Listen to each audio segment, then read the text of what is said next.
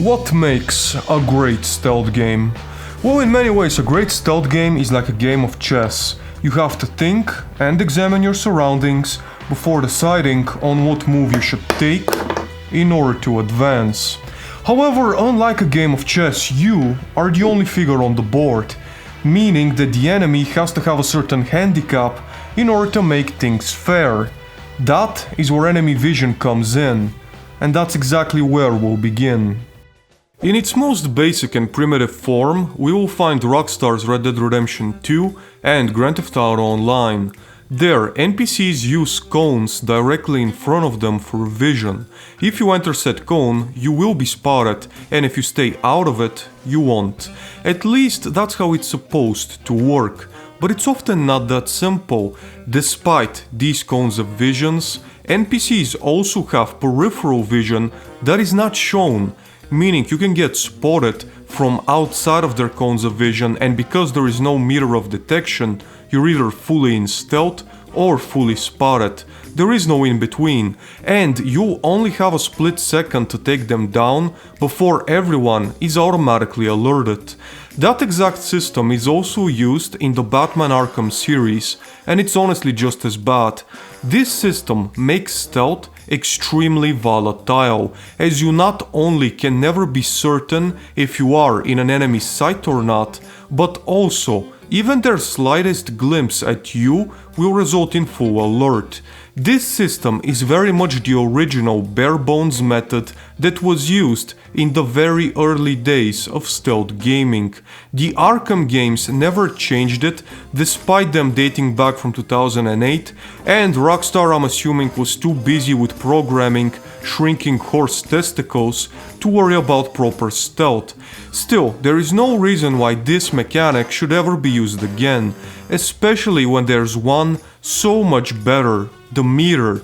This method gives players a suspicious bar, and it's actually quite simple. If a guard looks your way, it starts to fill. If you break line of sight in time, guards won't notice you, and if you don't, they'll be alerted and you'll lose stealth. It's a rather simple system, but it's a lot more forgiving. It makes stealth a lot more reliable and allows players to be more comfortable while traversing. However, a truly exceptional developer will go a step further and split the suspicion meter into multiple sections. If a guard looks at you and you're able to break the line of sight before it fills up halfway, they'll simply look back and continue their route.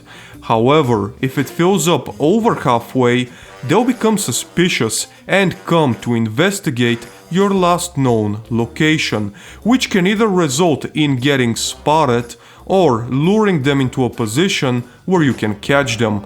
It's a significantly better system that makes stealth gameplay more interactive. It's the #1 most popular system amongst competent stealth developers, from CD Projekt Red's Cyberpunk 2077 to Ubisoft's Assassin's Creed and Watch Dogs Legion to IO Interactive's Hitman. Every developer who is competent enough to create this system and actually cares about proper stealth pretty much uses it exclusively, because it's the best. It makes the stealth experience more reliable and allows players to be more creative with it. However, we are not done here, because much like a game of chess, you are not the only one making moves on the board. Your enemy is actively fighting against you. In the most basic of forms, AI is split into two types, the ones standing idle and the ones actively moving around and patrolling. In games such as Red Dead Redemption 2, the AI is completely unresponsive. They are impossible to lure into any position, as they'll only react to things that directly cause them to spot you. For example, if they are to find a dead or unconscious body, they'll automatically discover your exact location and begin to fire. There is no way to break that cycle outside of taking them down. Taking a massive step up, we have games such as Watch Dogs and Cyberpunk 2077, where guards will react to lures, but only already existing ones. For example, you can turn on a certain machine by hacking it as a way to get a guard to go and investigate it. This will allow you an opportunity to isolate them from the pact, but does restrict you in terms of creativity, as you can only lure them if such a prop exists already into the environment. Finding bodies will raise their suspicion and cause them to begin patrol on high alert. Taking a step above that, we go to games like Batman Arkham Knight and Assassin's Creed Unity. Now, inside your inventory, you have gadgets that allow you to lure enemies exactly where you want them. The voice synthesizer allows Batman to recreate the voice of the gang's leader, which means he can guide them to any place he chooses, though it is limited between 2 to 3 tries. On the other hand, in Unity, you have cherry bombs, which again allow you to distract enemies, though once more being limited in their amount, much like the previous tier. When a body is found, enemies will begin patrolling on high alert. A step above that will be a game like Hitman 3 and Dishonored, where you can pick up items in the environment and throw them any place you like, in combination with already existing props that can be used to create distractions as well. It gives players an incredible combo of variety to make sure they can handle any type of situation they may run into. In Hitman 3, when a body is found, the first thing that will happen is the person who found it will go to inspect it. It means that the body can be used as a lure for them to come investigate, and if you take them down in time, no one else will be alerted. Otherwise, if the person is still alive, they will wake them up and begin patrol. If not, the body will be dragged to a secure location while the rest of the guards start a sweep of the area. It is a very sophisticated procedure, putting Hitman one step above the rest when it comes to NPC routing. So, we've talked about NPC vision and their overall routes, but we're yet to talk about intelligence.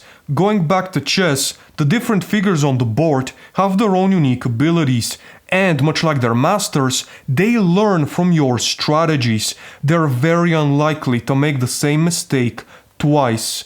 We've also seen some of those elements being introduced into the stealth gaming world, though only by the best of developers. For example, in Metal Gear Solid, if you rely too heavily on your silenced pistol, you'll find that enemies will start wearing helmets to protect themselves. In Hitman, you have enforcers who can see through disguises, making them bigger threats to either avoid or take down. But there's one very special game that dives into that concept even further. Batman Arkham Knight introduces a vast majority of enemy types. You have your regular thugs, but then you have medics. When a knockdown opponent is found, medics will arrive to try and awaken them. They can do that up to 3 times in total. On the other hand, you have drone experts who will have a drone looking for you, as well as a scanner who will track down your location when using detective mode, and one who will jam it. Furthermore, you have the brutes, giant enemies that are far too big to be taken down silently, meaning you have to be a lot more creative in how you handle them. This level of variety means players will have to actively think about who they want to go after first and how they should use their gadgets, which enemy is more important to prioritize and which will you have to avoid until later. However, on top of this already impressive feat, Arkham Knight does something else that's extremely innovative. It allows thugs to evolve based on Batman's techniques.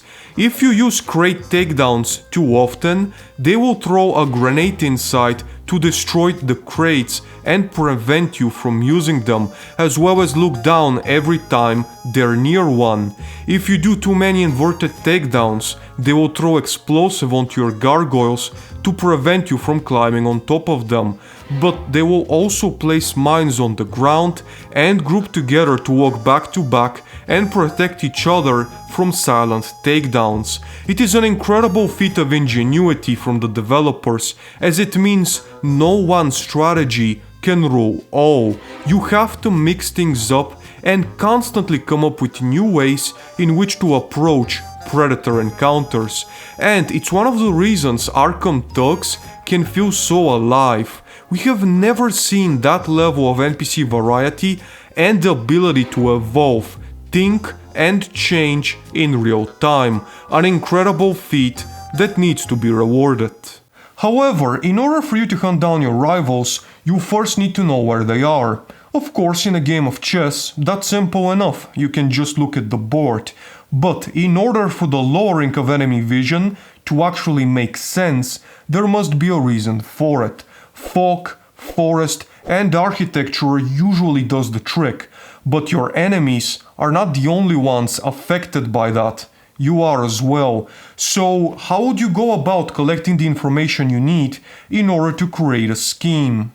In games such as Hitman 3 and some of the older Assassin's Creed games, you have a button that gives you all the information you need. Within a single press of it, all enemies nearby are marked for you, allowing you to instantly get yourself into action.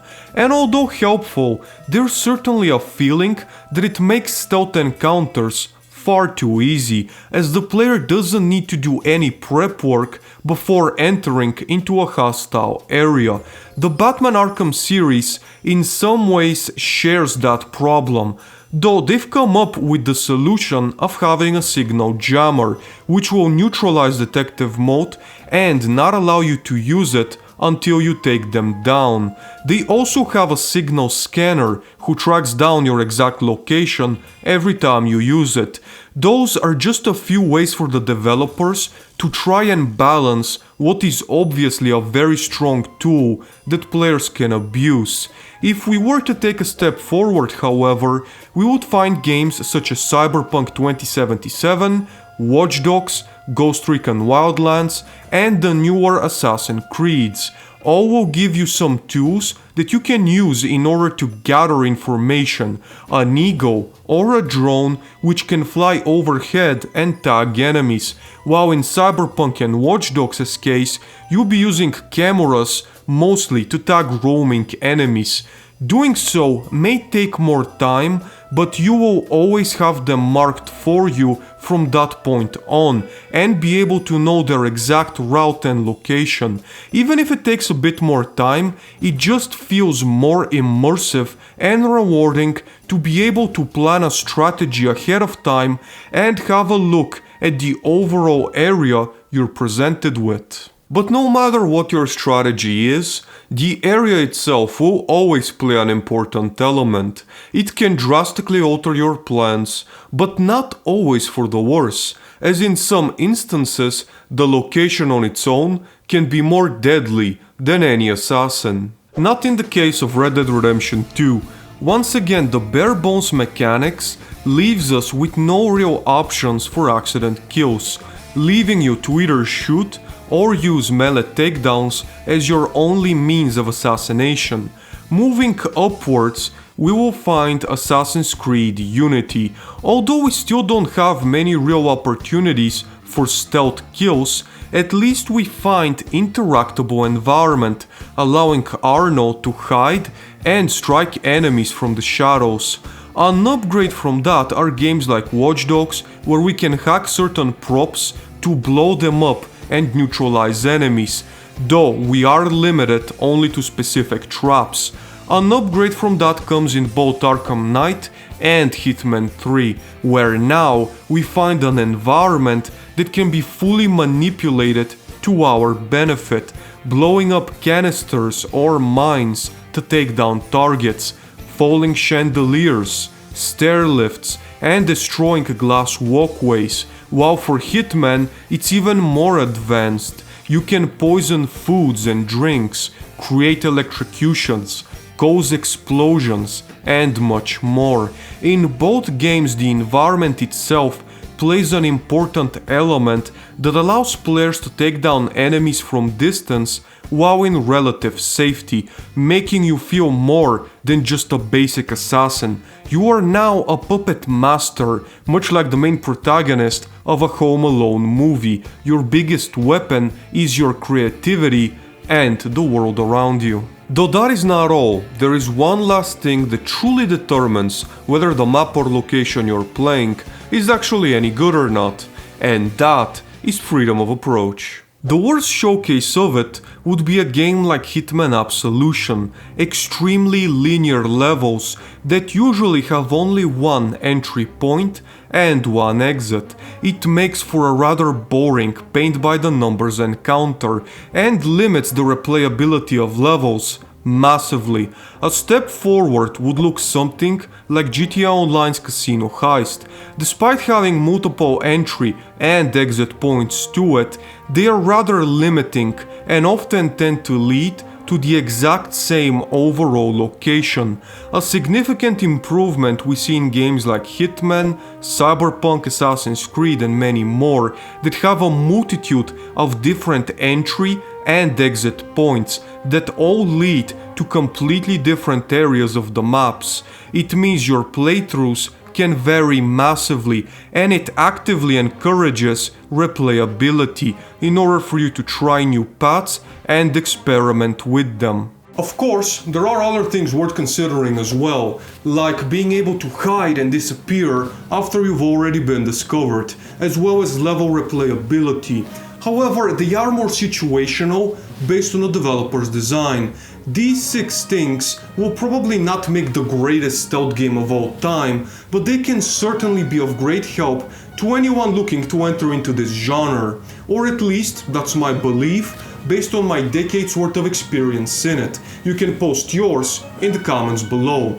Drop a like if you enjoyed, subscribe for all future content, you can even become a member if you'd like to support us personally. Until next time guys, this has been Wild Gold, and thank you all so very much for watching.